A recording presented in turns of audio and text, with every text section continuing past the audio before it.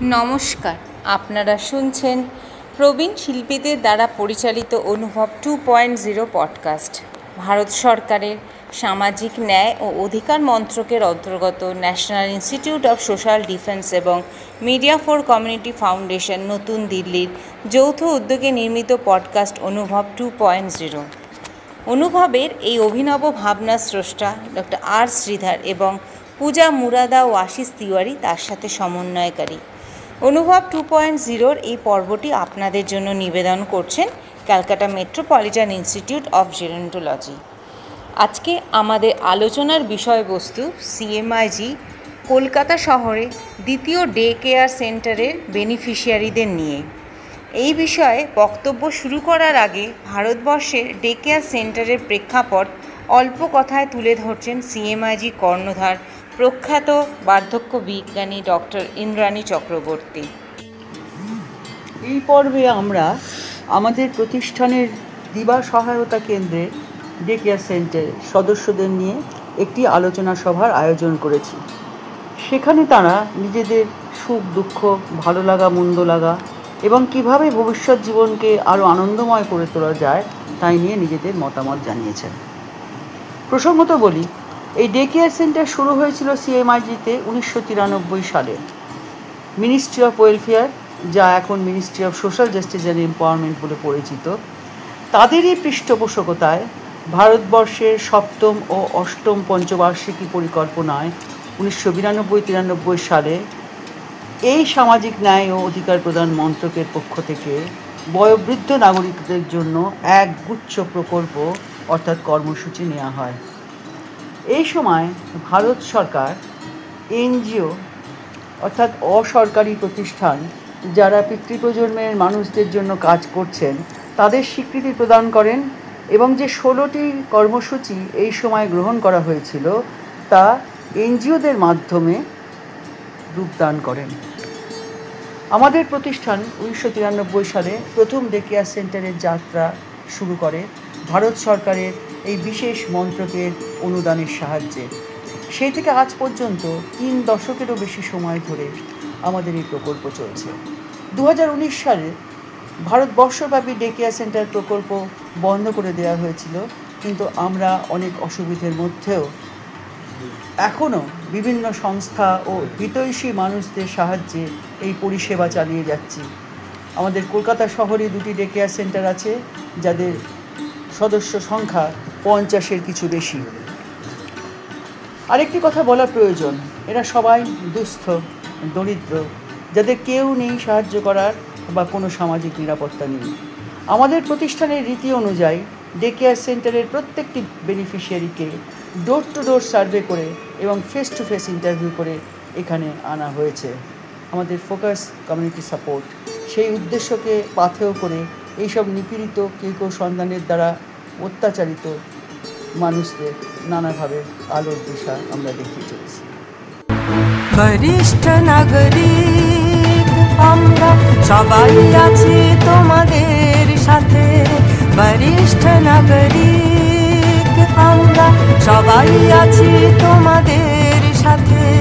নতুন সূর্য উদয় হবে, আনন্দে জীবন কাটাবে, বরিষ্ঠ নাগরিক আমরা সবাই আছি তোমাদের সাথে। আমার নাম মুক্তি মজুমদার।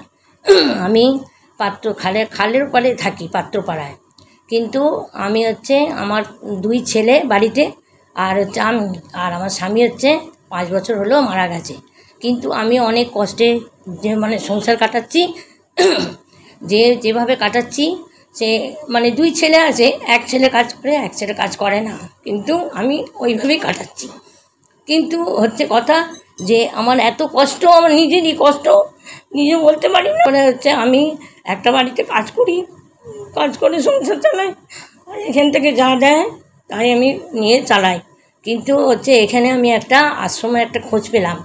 খোঁজ পেতে আমি তারপরে আধার কার্ড জমা দিলাম। এখানে বললে যে ঠিক আছে, আপনি কদিন পর আসুন, দেখা করুন। তারপরে দেখা করলাম, তারপরে এখানে এলাম। এখানে আসতে তারপরে এখান থেকে আমার এখানে প্রতি মাসে ডাক্তার চেক আপ করে, ওষুধ দেয়, সুগার টেস্ট বা হেলথ চেক আপ করা হয়। প্রেশার টেশারের ওষুধ আমি পাই। আর হচ্ছে এখানে যে আমাদের যা কিছু দেয় চাল ডাল এসবগুলো আমরা পাই, কাপড় চোপড়, এবং আমাদের এখান থেকে সব ঘুরতেও নিয়ে যায় এবং ঘুরতে নিয়ে যায়। তারপরে হচ্ছে আমার যেসব জিনিস দেয় সেসব জিনিস নিয়েই আমি মানে আনন্দেই এখন থাকি এবং এখানে আসি 12টা থেকে 4টে পর্যন্ত। তারপরে আমি বাড়িতে যেতে পারছি, এটাই হচ্ছে আমার সবথেকে ভালো লেগেছে। কেন না আমি 12টা থেকে 4টে পর্যন্ত যাচ্ছি, তারপরে যে আমি বাড়িতে গিয়ে আবার ছেলেদের দেখতে পাচ্ছি, নিজে থাকছি, আবার কাজে আসছি। এখন অনেক কিছু জীবনে অনেক কিছু কষ্ট হচ্ছে, আমি বলতে পারছি না, কিন্তু কি বলবো। তবু এরা এখান থেকে দেয় যা জিনিস দেয়, আমার ওইটাই হচ্ছে সবথেকে বড় পাওনা। ওইটা নিচ্ছি, নিয়ে খাচ্ছি, যাচ্ছি, পরছি, কাপড়ও পরছি। কাপড় আর আমাকে আর কিনতে হয় না, ঘরে পড়ার কাপড়। কিন্তু আমার হচ্ছে দুঃখের বিষয়, আমার ছোটো ছেলেটা একটা কাজ পাচ্ছে না। কাজের জন্য আমার খুব কষ্ট, কাজের জন্য অনেককেই বলছি, কিন্তু কি জন্য পাচ্ছি না, চেষ্টা করছি। এই জন্যই আমি আর কিছু বলতে পারছি না। আমার মনে কিন্তু কোনো সুখ নেই, এখান থেকে যা পাই বলে তবু একটা আশা পাই যে আমি এগুলো পাচ্ছি, পেয়ে আমি তবু এখানে এগুলো ব্যবহার করতে পারছি, খাচ্ছি, যাচ্ছি। আমার এই জন্য মনের মধ্যে খুব কষ্ট, খুব দুঃখ, কী বলবো। আর মা তবু তো তোমরা দিচ্ছ বলে তাও আমার চলছে। চাল বলো, ডাল বলো, যাই বলো, আমি ওগুলো খাচ্ছি, কাপড় পরছি, বা কোথাও যদি ঘুরতে নিয়ে যাও তাহলে আনন্দ করছি। নাহলে কোথাও যেতেও পারি না পয়সার জন্যে। কী বলবো, এইটাই বললাম, তবু তোমরা দাও, তাই এইটাই যথেষ্ট। আমার নাম কানন মণ্ডল বাবা। আমার বয়স বলবো? আমার বয়স 80। আমার স্বামী 4 বছর বিছনায় শোয়া, পা ভাঙা। তাই একটু খোঁজ খবর পেয়ে এই আশ্রমে এসছি, অনেক সাহায্য পাই। 12টা থেকে 4টে অবধি থাকি। এখানে খাবার দাবার দেয়, চাল ডাল দেয়, শাড়ি টাড়ি দেয়, খেতেও দেয়। তারপর শরীর খারাপ হলে ডাক্তার দেখায়। আমার হাজব্যান্ড হচ্ছে গিয়ে 4 বছর বিছনায় শোয়া বাবা, পা ভাঙা, কোমর ভাঙা।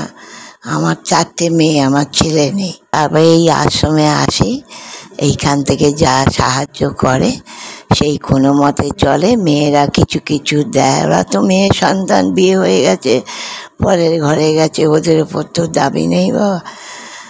তাই এইখানে আসি, সবাই মিলে বসি, সব বয়স্ক মানুষ, যতক্ষণ থাকি ভালোই লাগে।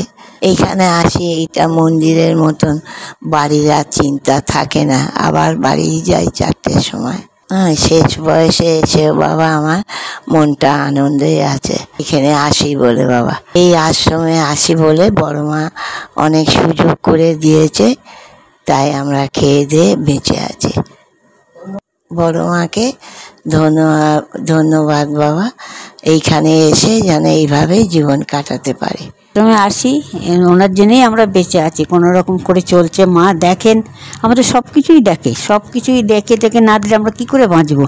মায়ের জন্যে আমরা এখন বেঁচে আছি, এই মন্দিরের মতন থাকি। আর সেটা ভাবি আর আমার একটা মন্দির, আর কিছু করার নেই। মা মন্দিরের মধ্যেই থাকি, আসা যাওয়া করি, গান বাজনা করি, হাসি খেলি, সবাইকে নিয়ে সময় কেটে যায়। আবার 4টের সময় বাড়ি যেয়ে আবার ঘরের কাজ করি, ঠাকুর গোপালকে দিই। আবার পরের দিন সকাল হবে, আবার রান্নাবান্না যেটুকু করি খাই, আবার এই মন্দিরের মতন এখানেই চলে আসি। এসে আবার থাকি, 4টের সময় 4:30 বাড়ি যাই, আবার এদের সঙ্গে গল্প টল্প করি। সময় কেটে যায় কী করে বুঝতে পারি না, আবার বাড়ি যাই। কী করবো, মা এইখানেই আসবো। মা দেখেন, মা করছেন, আমাদের যেটুকু দিচ্ছেন সেইটুকুই আমরা খাচ্ছি, সন্তুষ্টভাবেই আমরা নিয়ে যাই। কাপড় জামা যা দেয় মা, আমার তাই খাই। মা কিছু করার নেই, কেক নেবে কাজে, আমাদের এখন এই বয়সে কেউ নেবে না। এইভাবে যাচ্ছে, এখন জানি না মা আমাদের কতদিন বাঁচবো, কতদিন মা আমাদের টানবেন জানি না। এইভাবেই থাকবো। মা তো আসে, আমাদের রোজই আসে মা, মাঝে মাঝে এক একদিন তো কোথাও দরকার থেকে আসে না, তো এমনি মা আমাদের আসে, এসে জিজ্ঞেস করে কেমন আছো তোমরা, হ্যাঁ তোমরা ভালো থাকো, আমি তোমাদের জন্য করবো, তোমরা আসবে ঠিক মতন, হ্যাঁ মিলেমিশে থাকবে, ঝগড়াঝাটি করবে না, এখানেই থাকবে, হেসে খেলে চলে যাবে, আবার কালকে আসবে। এইভাবে শনিবার রোববারে ছুটি থাকে, তারপর কোনো অনুষ্ঠান হলে আমাদের সকালবেলা যেতে বলে। এই যে পুজো আসতে হয়, সরস্বতী পুজো, আমরা খিচুড়ি খাই, তেলে ভাজা সব আইনে দেয়, খুব করে আমরা খাই খিচুড়ি তেলে ভাজা। সরস্বতী পুজো একটু আমরা আসি, সকালবেলা আসি, কেউ ফল কাটে, কেউ বাসন মাজে, কেউ ফুল মালা গাঁথে, কেউ একটু আলপনা দেয়। তারপর আগে তো খুব খিচুড়ি খেতাম, তারপরে এখন তো জায়গার অসুবিধার জন্য আমার বাইরের থেকে মা এনে আমাদের খাওয়ায়। আবার মা মাঝে মাঝে আমাদের বাইরের থেকে এনে খাওয়ায় ভালো মন্দ। হ্যাঁ, মাছ খাই আমরা, ডিম, যে যেটা খাই দেয়। আবার এখানে সরস্বতী পুজো আমাদের গান বাজনাও হয়, সরস্বতী পুজো হয়, খুব আনন্দ হয়। পরের দিনে দধিকর্মা হয়, সেটাও খাই। হ্যাঁ, আবার ঠাকুর ভাসান দিতে যাই, আবার বাড়ি যাই। এইভাবে আমি যাচ্ছি আর কি, এইভাবে যাচ্ছে। বাড়ি যেটুকুন যে এখানে যতক্ষণ থাকি ততক্ষণ ভালোই থাকি। বাড়ি গেলে সংসারের মধ্যে আবার সে অভাব অনাটনের মধ্যে আবার কেটে যায় সারাদিন। হ্যাঁ, আগের থেকে তো ভালো আছি। আশ্রমটা খবরটা পেয়ে এখানে এসে তো ভালোই আছি। কেন, 5 জনের সঙ্গে তো দিন কেটে যাচ্ছে, আমাদের বাড়ির কোনো চিন্তা করি না। আবার বাড়ি গেলে আবার অভাবের চিন্তাটা আবার ঢুকে যায়। যখন এখানে থাকি ততক্ষণ খুব ভালো থাকে। এই যে সরস্বতী পুজো আমরা খুব আসি, খাওয়া দাওয়া করি, আনন্দ করি। হ্যাঁ, আগের দিন এসে ঘরটা পরিষ্কার করি হয়, মোছা হয়, সব কিছুই করি। না করলে সবাই মিলে না করলে কি করে হবে? ঠাকুর সব ঠাকুর আনতে যায়, কেউ ফল আনতে যায়, ফল কাট সবাই মিলে আমরা নিজেরাই সবাই মিলে করি। ম্যাডাম থাকে, শান্তিতেই আছে, খুব শান্তিতে আছি। যতক্ষণ থাকি ততক্ষণ শান্তিতে, বাড়ির কথা মনে থাকে না। বাড়ি যাই যখন সব আবার সে আগে অভাবের চিন্তায় এবার ঢুকে যায়। আমার নাম ছায়াধর, আমি বেলেঘাটায় থাকি, রাগিনী হলের পাশে। তা অনেক দিন খুব কষ্টে আছি। তারপর সব একজনকে বললো যে একটা সিআইডির একটা আশ্রম আছে, তুমি ওখানে যাও, যেয়ে দেখো। তখন আমি এলাম, বললো যে ঠিক আছে, আপনার ভোটার কার্ড আছে, রেশন সব দেখালাম। বললো কি হ্যাঁ, আধার কার্ড আছে, সবই আছে। এনে আমি এখানে জমা দিলাম। তার 2 দিন পরে আমাকে এখানে নিল। নেওয়ার পরে আসা যাওয়া করি। এখানে মায়েরা টিফিন দেয়, খাই। 4টার সময় বাড়ি যাই, 12টা 12:30টায় আসি। এখানে ভালোই আছি। এই জীবন যায়, ছেলে মেয়ে সবই আছে। মা দেখে না, ছেলে সরকারি চাকরি করে, তাও দেখে না, এখন রিটায়ার হয়ে গেছে। এখন আমাকে দেখে না, আমার বয়স অনেক হয়ে গেছে। মা এখন হাঁটতে চলতে খুব কষ্ট হয়। এই তো হাত ভেঙে বসেছিলাম। মা কেউ দেখতে যায়নি হসপিটালে, ছেলে কি বলবো, আমি বলি ছেলে অনেক দূরে থাকে, কিছু তো বলার নেই। তবে এখানে আছি, একটু ভালোই আছি, সব কিছু এখানে পাই। মা আর আমাকে ডাক্তার দেখায়, চোখ অপারেশন করিয়ে নিয়ে যায়, ঘুরতে নিয়ে যায়, খাওয়ায়, শাড়ি দেয়, ভালো আছি। মা এখন এইভাবেই চলছি। আর কতদিন মা আসতে যেতে পারবো বলতে পারে, এদের জন্যই আমি জীবনটা কেটে যাচ্ছি। জানি না মা, আরও বয়স হচ্ছে তো কি হবে কিছুই বলতে পারবো না। মানে মায়েদের কাছে আসি, মায়ের ম্যাডাম দেয়, যা দেয় তাই কোনো রকম করে চালাই, কিচ্ছু করার নেই। মা এইভাবে জীবনটা যাচ্ছে, কোথায় যে ঠেকবো বলতে পারবো না, বয়স হয়ে যায়। এখন যা দেয় তাই খাই, কোনো রকম হয়ে চলে এইভাবে। 4টে ছেলে মেয়ে। মা 3টে মেয়ে, 1টা ছেলে, কেউ দেখে না। মেয়েরা সময় ইচ্ছে হলে দেয়, ইচ্ছে হলে দেয় না। ওদের সংসারতে ওরা কী করে দেবে আমাকে? এই একইভাবেই চলছে। আর এই কোথায় কোথায় ঘুরতে নিয়ে যায়, মা শাড়ি দেয়, কম্বল দেয়, খাওয়ায়, ঘুরতে অনেক জায়গায় নিয়ে গেছে ঘুরতে আমাদের। দক্ষিণেশ্বর, বেলুড়, তারপর পিকনিক গার্ডেন লঞ্চে করে, সেখানে আমরাও গেছি। মা আমাদের কম্বল, কাপড়, জামা অনেক কিছু দিয়েছে। এইভাবে কাটাচ্ছি। মা এখন জানি না, আপনারা এখানে এসে দেখতে পারেন, আমাদের কোনো ব্যাপার নেই। মা আমরা এইভাবেই করে চলছি। আর কোথায় যাব মা? শেষ বয়স, আর তো কিছু করারও নেই, কিছু করতেও পারি না। কিছু করবো মা? কেউ নেবে আমাদের কাজে? কোনো কাজেও কেউ নেবে না। দেখলে বলে তোমার তো শরীরে এই অবস্থা, তোমার কী কাজে নেবে বলো? এইভাবে যাচ্ছে। মা আর জানি না, এইভাবে মার কাছে আসছি আর যাচ্ছি। এই বিকেলবেলা যাব, আবার চলে যাব বাড়ি। যে কোনো রকম একটু করি, খাই, শোয়ারের মানুষ। মা খাওয়া দাওয়া সেরকম নেই, কী করবো? এইভাবেই দিন কেটে যাচ্ছে আমাদের, কী করবো? আর তো বলারও কিছু নেই। ম্যাডামরা যা দেয় তাই সন্তুষ্ট হয়ে নিয়ে যাই, তাই খাই। সোয়াবিন দেয়, চাল ডাল দেয়, তেল নুন দেয়, সব কিছুই দেয়। পছন্দ করি, ডাক্তার দেখে, ওষুধ দেয়, আমাদের সব কিছুই করে। আর নিয়ে যায়। আবার কখন বলে কোথাও যাবে, নিয়ে গেল, আমাদের শাড়ি দেয়। আমরা ওপর শাড়ি টাড়ি আমরা এখানেই পরি। মা এখান থেকে যা পাই তাই দিই, চামড়া চালিয়ে যায়। কী করবো? কে দেবে? ছেলেমেয়েরা দেবে, তাদের সংসার আছে। মা আমাদের দেয় না। আর কী আবার কী করবো? মা এইভাবে যাবো। মা যা আর হয়ে তো এসেছে, 80-90 বছর বয়স হয়ে গেল, আর কত এইভাবে থাকবো? মা আর কী করবো? আমরা যা দেয় তাই খাই, কী করবো? কিছু তো করার নেই। মা এই জায়গাটা আমাদের ভগবানের মন্দিরের মতো। এই জায়গাটাতে এলে আমাদের মনে শান্তি আসে। অনেক সুখ দুঃখের কথা বলি, আনন্দ হয় নিজেদের মধ্যে। একজন আরেকজনকে বললো অপরের। এবং আমরা অনেকে অনেক রকম গানও করে, কেউ ঠাকুরের গান করে, কেউ এমনি গান করে। আমরা তো সেরকম গান টান শিখিনি, জানি না। তো যেটুকুনি জানি সেটুকুনি করছি। ধন্য ধান্যে পুষ্পে ভরা আমাদের এই বসুন্ধরা, তাহার মাঝে আছে দেশ এক সকল দেশে সেরা, ও সে স্বপ্ন দিয়ে তৈরি সে দেশ সেটি দিয়ে ঘেরা। এমন দেশটি কোথাও খুঁজে পাবে না কো তুমি, সকল দেশের রানী সে যে আমার জন্মভূমি, সে যে আমার জন্মভূমি, সে যে আমার জন্মভূমি। ভাইয়ের মায়ের এত স্নেহ কোথায় গেলে পাবে কেহ, ও মা তোমার চরণ দুটি বক্ষে আমার ধরি, আমার এই দেশেতেই জন্ম যেন এই দেশেতেই মরি। এমন দেশটি কোথাও খুঁজে পাবে না কো তুমি, সকল দেশের রানী সে যে আমার জন্মভূমি, সে যে আমার জন্মভূমি, সে যে আমার জন্মভূমি। আপনাদের আবার স্বাগত জানাই অনুভব 2.0-তে। প্রথমেই আমি সকলকে ধন্যবাদ জানাই। এই পর্বটি রেকর্ড ও সংরক্ষণ করা হয়েছে সিএমআইজি স্টুডিওতে।